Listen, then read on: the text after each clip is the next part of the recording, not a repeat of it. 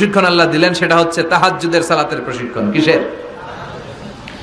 রব্বুল আলামিন বললেন, ইয়া আইয়ুহাল মুযাম্মিলু কুমিল লাইলা ইল্লা কলিলা। ও নবী, রাত্রি বেলায় দাঁড়ান, পুরো রাত ব্যাপী তাহাজ্জুদ পড়েন। নিসফাহু, রাতের অর্ধেক সময় তাহাজ্জুদ পড়েন। আও ইনকুস মিনহু কলিলা, অথবা তার চেয়েও কিছু কম পড়েন। আও জিদা আলাইহি, অথবা তার চাইতেও বেশি পড়েন। ও নবী রাত্রিবেলা দাঁড়িয়ে তাহাজ্জুদের সালাত পড়েন। কিসের সালাত?